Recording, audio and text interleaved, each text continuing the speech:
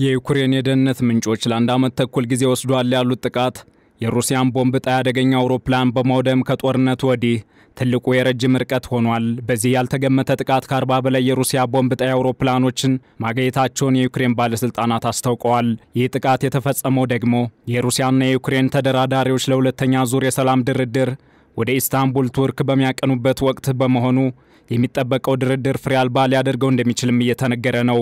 በአምስት ግዛቶቿ በዩክሬን የተፈጸመባትን ጥቃት የሽብር ተግባር በሚል የጠራችው ሩሲያ በበኩሏ ያጸፋ እርምጃዋን ከደረሰባት ጥቃት የማይተናነስ ይሆናል እየተባለም ነው።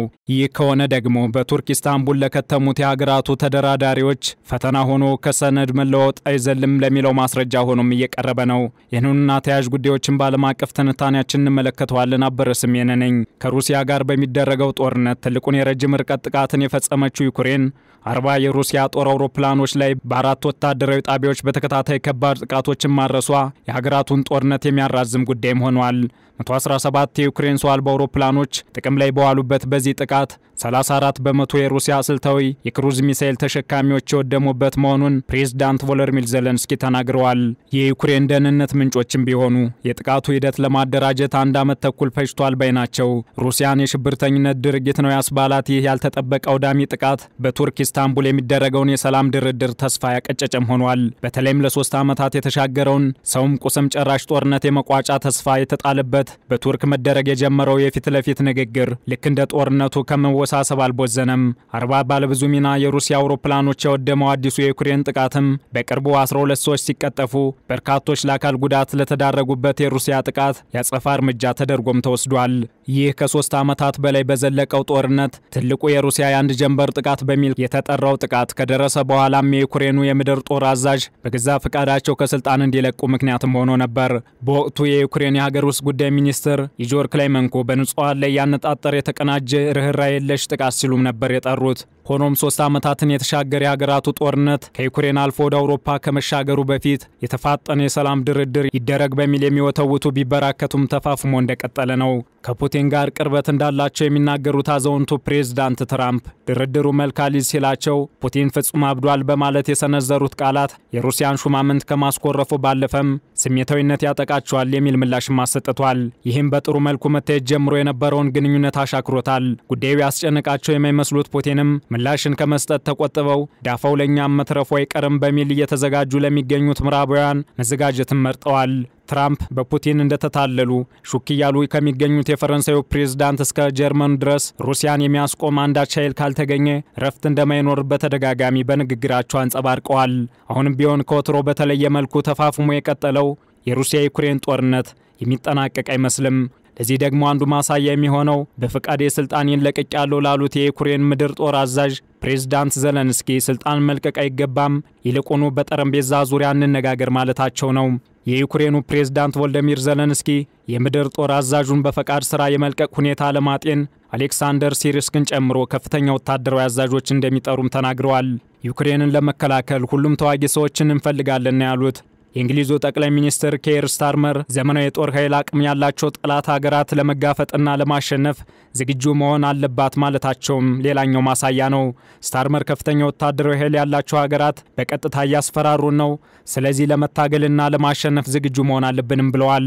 በተለይም ትራምፕ አውሮፓ ለደህንነቷ የበለጠ ኃላፊነት መሸከም አለባት ሲሉ የሰጡትን አስተያየት ተከትሎ እንግሊዝን ጨምሮ የአውሮፓ ሀገራት በቅርብ ወራት ውስጥ የጦር ኃይላቸውን ለማጠናከር እየተጣደፉ ይገኛል። የመከላከያ ሚኒስትር ጆን ሄለን በበኩላቸው ሀገሪቱ $8 ቢሊዮን በረጅም ርቀት የሚሳኤል ጦር መሳሪያ ላይ ፈሰስ እንደምታደርግ ይፋ አድርገዋል። የታቀደው መዋለ ንዋይ ለሩሲያ ግልጽ ማስጠንቀቂያ እንደሚሰጥና የእንግሊዝ ዘገምተኛ ምጣኔ ሀብት እንዲያንሰራራ ይረዳልም ብለዋል። ይህን መሰሉ ንግግር የሩሲያ ዩክሬን ጦርነት የሚያቀጣጥል እሳትም ያደርገዋል። ወዲህ ደግሞ ከ20 በመቶ በላይ የዩክሬንን ግዛት ተቆጣጥረው ወደ ኋላ መመለስን ያልፈለጉት ፑቲን የሽብርተኝነት ተግባር ላሉት የአውሮፕላን ጥቃት አጸፋዊ እርምጃ ሳይወስዱ አርፈው መቀመጥን የማይመርጡ መሆናቸውም ነው። አሁንም ቢሆን ሩሲያም አውዳሚውን ጥቃት እየሰነዘረች ትገኛለች። የሩሲያ የአየር ጥቃት ከደቡብ ምስራቅ የዩክሬን ከተማ ዛፖርዚያ 5 ሰዎችን ሲገድል በሰሜናዊ ምስራቅ ደግሞ በተፈጸመ የሰው አልባ አውሮፕላን ጥቃት ቢያንስ 6 ሰዎች አቁስሏል። ከነዚህ መካከል 2 ህጻናት ናቸው። ቀደም ብሎ አነስተኛ መንደር ላይ በተፈጸመ ጥቃት 3 ሴቶች ተገድለዋልም ብለዋል። በዩክሬን ላይ ሩሲያ የረጅም ርቀት ኢላማዎችን ከመምታቷ በፊት በርካታ ሰው አልባ አውሮፕላኖችን በጭነት መኪኖች ላይ በድብቅ ማቅረብም ችላለች። ይህም ፑቲን ከዩክሬን ጋር የተኩስ አቁም ስምምነት ማድረግ የሚያስጨንቃቸው አለመሆኑን እየታየበት ያለው አውዳሚ ጥቃት ሆኗል። ምናልባትም እስከ መጨረሻው ተዋግቶ የዩክሬን ኔቶን ካልተቀላቀልኩ የሚል ውጥኗን ለመተው እጅ እስከምትሰጥ ድረስ ካልደረሰች ስጋት መሆኑ አይቀርም በሚለው አቋማቸው የጸኑ መሆኑንም አመላካች አድርገዋል። በተለይም 18 ወራት ዝግጅት በተደረገበት የዩክሬን ጥቃት ሩሲያ ለወደመባት $7 ቢሊዮን የተገመቱ ቦምብ ጣይ አውሮፕላኖች በቀል ነው እየተባለም ይገኛል። ከዚህ ባለፈም የሩሲያ ጦር ወደ ካርኪቭ ክልል እየገሰገሰ መሆኑም እየተነገረ ነው። በዓለም አቀፉ ፍርድ ቤት በጦር ወንጀለኝነት ከመከሰስ እስከ ፍጹም አብዷል የትራምፕ ዘለፋ ብሎም የአውሮፓ ለቁጥር የሚታክት ማዕቀብ ጦርነቱን ከመቀጠል ያልገታቸው ፑቲን ወታደራዊ አቅማቸውን ከማጠናከር አልቦዘኑም። በቅርቡም 3 ዓመታትን ካስቆጠረው ጦርነት ወዲህ ሩሲያ የፈጸመችው ግዙፉ ጥቃት በሚል የተጠራውን ጥቃት ለመፈጸም የኢራን እጅ ያረፈበትን የጦር መሳሪያ መጠቀሟ ይበልጥ ከወዳጆቿ ወታደራዊ የጦር መሳሪያ በገፍ ማከማቸታቸውን አመላካች ነው። ሰሜን ኮሪያም ብትሆን ከጦር መሳሪያ እስከ ወታደሮቿ ተሰልፎ ከመዋጋት ባለፈም በግብርናው መስክ ሳይቀር የሰው ኃይሎቿን እንደምትልክ እያስታወቀች ትገኛለች። በዚህ መልኩ ሁለቱም የጦርነቱ ተፋላሚ ወገኖች ሩሲያና ዩክሬን ይበልጥ ወታደራዊ አቅማቸውን እያጠናከሩ በጦርነቱ አንዱ ያንደኛውን በማውደም መቀጠልን መርጠዋል። የምዕራቡ ዓለም አጋሮቻቸው በሩሲያ ላይ የሚጥሉትን ማዕቀብ ከዚህም በኋላ እንዲጨምሩት ሲያቀርቡ የቆዩት ዜሌንስኪ አስቸኳይ የተኩስ አቁም መደረግ እንዳለበትም ጥሪ አቅርበዋል። ፕሬዝዳንቱ ከሁሉም በላይ በሩሲያ አመራሮች ላይ ጠንካራ ጫና እስካልተደረገ ድረስ ይህ ጭካኔ ሊቆም አይችልም በሚልም ሲወተውቱ ቆይተዋል።